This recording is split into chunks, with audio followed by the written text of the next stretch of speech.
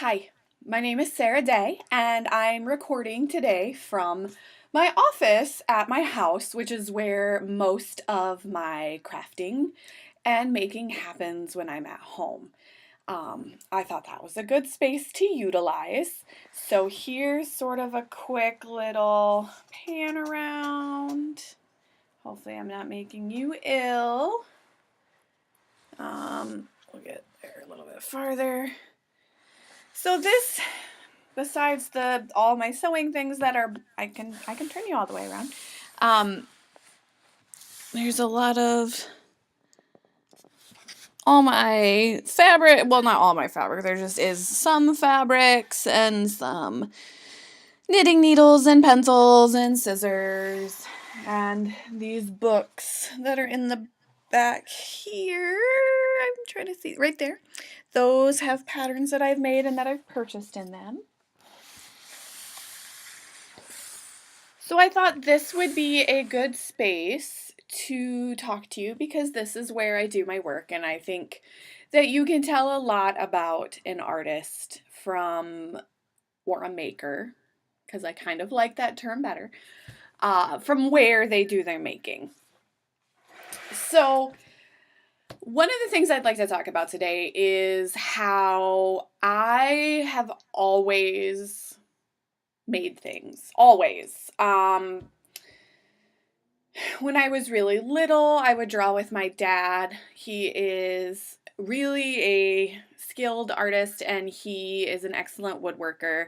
And the thing that always amazed me the most is when he was 14 years old, he was ran over by a lawnmower. And so he only has these two fingers on his right hand. This is kind of like there's no thumb, and this is sort of just like a flesh lump. It's a piece of fat that they took from the side of his belly, and then I think the skin came from his leg.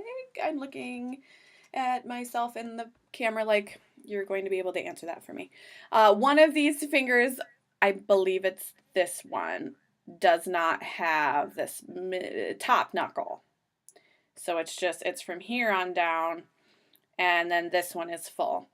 And probably even still, but for the longest time as a child, he could draw better than I can. And so I was just always flabbergasted by that and how he could have that kind of skill.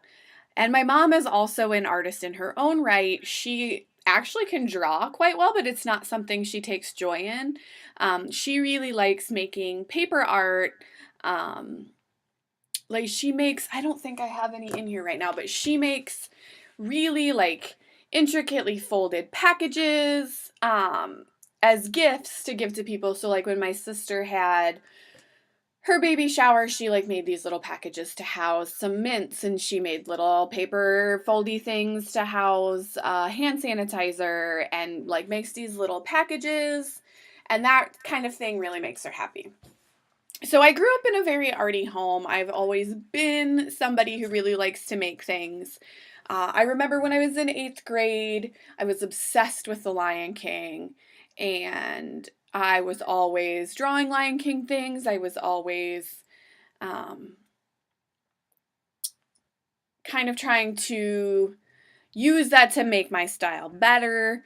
I've also very frequently drawn in the style of my father, which I can show you very quickly. He has a specific, this is just going to be super fast, where he makes his mouths, they're kind of Looney Tune-ish. And so this is really not even in proportion, but they're very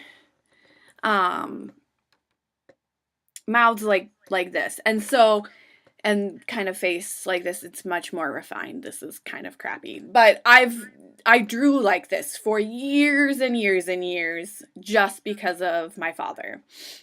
As I got older, I, as you do, became more influenced by things that interest me. And then because of my age, I will be 36 in July, I grew up before the internet.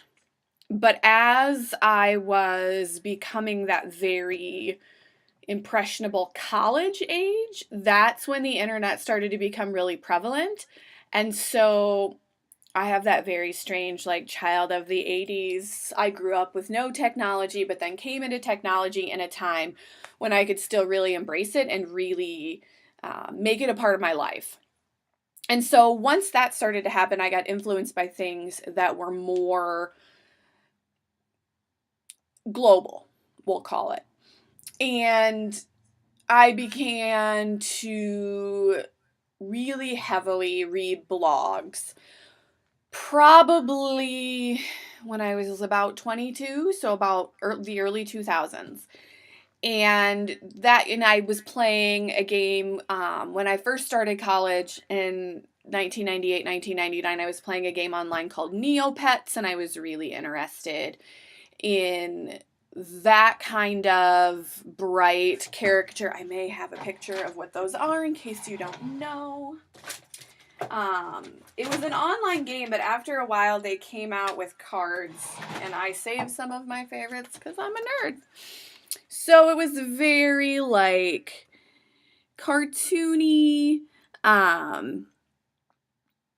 cute. I've always really been interested in things that are cute.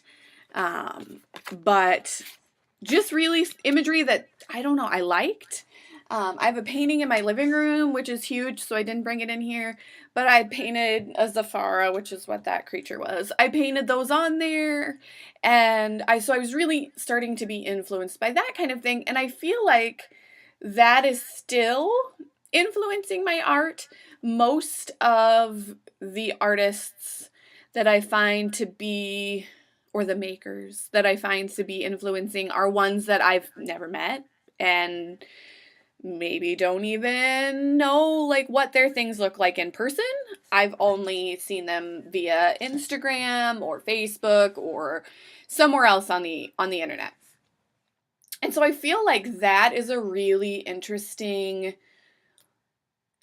sort of new way that influences are happening in our society. It used to just be like, to find out about other artists, you had to go to museums or go to gallery openings or things like that. And now you can just get on the internet, which is kind of interesting. And I'm also really influenced by children's illustrators. I'm a children's librarian, so it's kind of my bread and butter. And I mean, if you think about it, it really fits into what it is that I like, which is cute things. I just really like cute stuff. And so I feel like while what it is that I like has changed, what it is that I like hasn't changed, if that makes sense. I might not be into playing Neopets anymore, but that doesn't mean that the things that drew me to it in the first place aren't still applicable. Like, I still like cute things, and I still, with that particular game, it was the socialization that you could do with other people that played the game, which was really fun. There was a role-playing aspect to it, which I really liked. And I think that's sort of another channel, which why I like the internet so much as far as sharing art, because there is a social aspect to finding out about the artist. Like, it used to just be that if you happened to go to an opening and there happened to be an artist there, you could communicate with that artist. Or if, you were lucky and you wrote them a letter, they might write you back. But now it's like, I can see somebody doing something on Instagram, I can comment on it, or ask a question, and oftentimes, more than not, they'll respond back to me. And so it's like this community of people who are interested in the same things that I am. And I think that is a very cool way that, people like me who sit in this tiny little 8x10 box to make things don't have to feel like they're so alone. And I will say that I am, as far as historical movements go, I am probably most aligned with the arts and crafts movement of the early 20th century, except for this added technological piece. um, they really eschewed technology. The whole point of the movement was like, we're industrializing and everything is technical and I just want to get away from that and I want to go build things. And that's great. And I think a lot of the reason that there's such a huge DIY movement right now is because so much of our world is technology driven, and there isn't really a physical product. Like, you might type a lot, or you might um talk to people on email or whatever, but you don't bring home a thing a lot of the time. And so it's nice to be able to do that. And I know that for me, if I don't make things, I am a much less happy person and I'm a much less friendly person to be around. So while I will say arts and crafts movement, there is that caveat of technology, which is a very integral part in how I form a community, really. Another thing that's really like a historical movement that still happens today is the potlatch, which is a gift giving feast that's practiced by the indigenous people of the Pacific Northwest, and it's really cool because it really embraces that, like, I want to make things to celebrate other people. I want to make things to give to you because you had a baby, or I want to make things to give to you because someone in your family died, and I want to show you that I care about you. And I think that really, really speaks to me as far as why I make things. Like, I just recently sent a cup, and the cups that I made are really beginner cups. Here's an example of one. They're not, well, I mean, I don't, because I know what well executed looks like, and I also know what it was I meant to have it look like, and this isn't necessarily it. Um, to me, they look a little hokey and wonky. But I sent it to a woman and she was overjoyed that I would send her something that I made, and that made me feel really happy. And so even when it's not a person that I'm friends with, I really like the thought of, I made this doll and you purchased this doll, and now this doll is comforting you or your child or whatever. So I'm going to show you an example of dolls that I made. This is a doll style that I made for a very long time. I still make, just not as often now. Kind of this body shape with I've turned it into various animals. So he's got a little tail. So this is a very common doll that I made for years, and I experimented with it, and I tried to do different things. Like, I made giant dolls. This is as big as my 2-year-old. I can back up and maybe get a little bit more in the screen. He's a big monkey. I also made conjoined twins that were that style of doll. And just kind of experimented with the shape. I also started doing, like, that's where I started with that kind of floppity arm.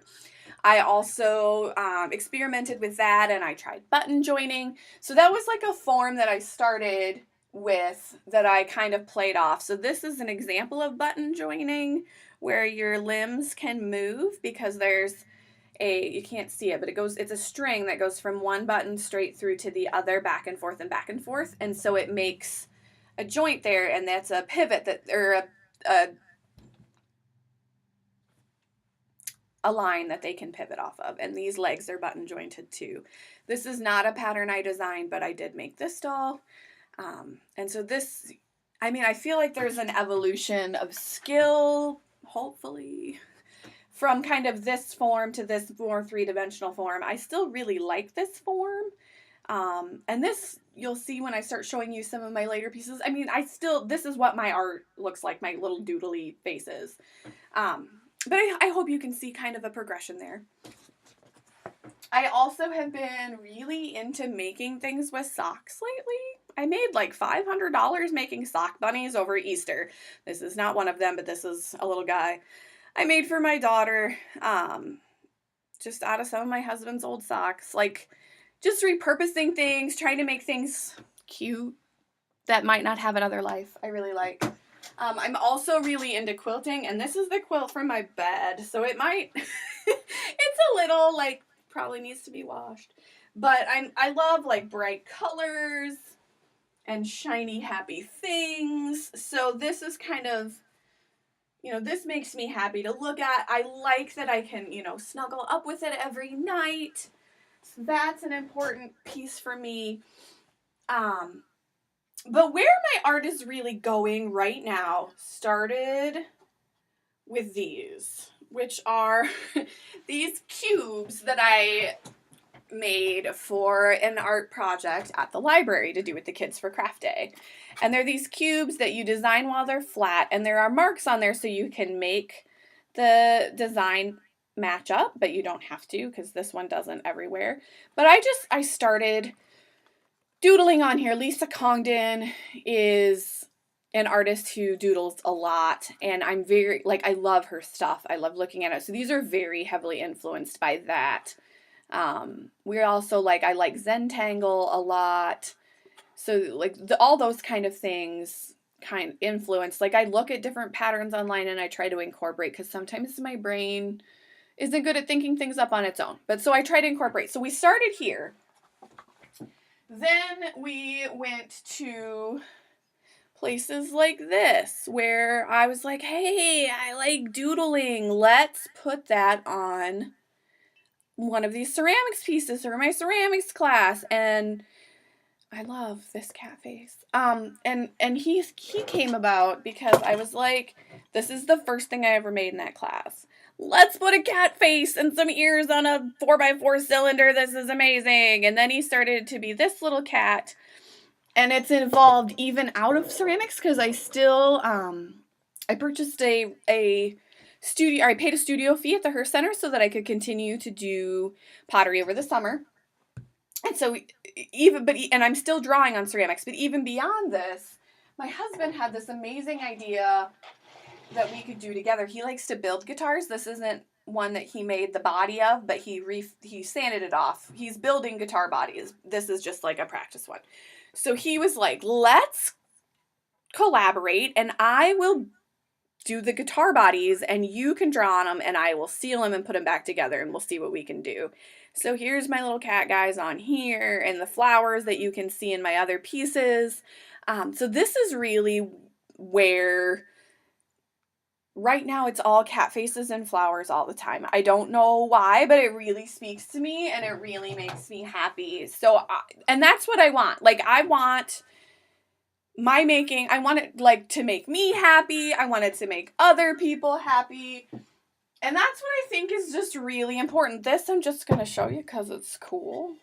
We had to do a project for Ceramics 1 where we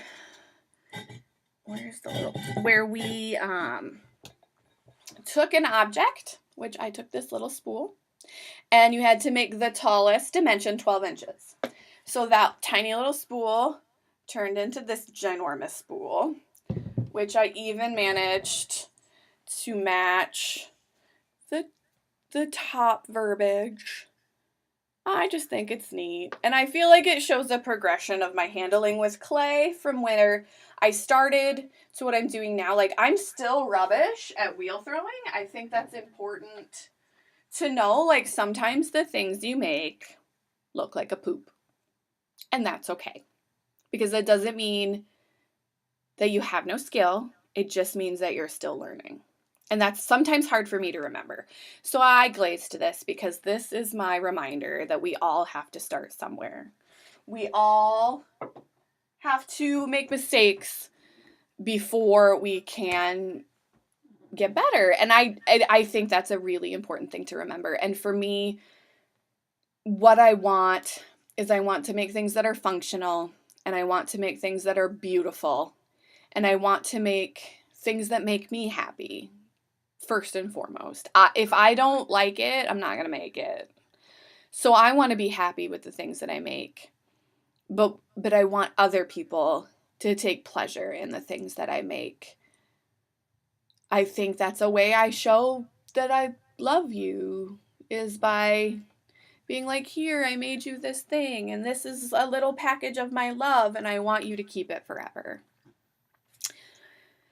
So that is my art. This is now 20 minutes long, so I think that I'm going to be done, and I hope that you enjoyed this, and I would like to say that I have enjoyed your class thoroughly, and thank you for the opportunity to take it, and thank you for letting me count it as an art history credit. And I look forward to your photography class when you come back from your family business. Thank you and have a great summer.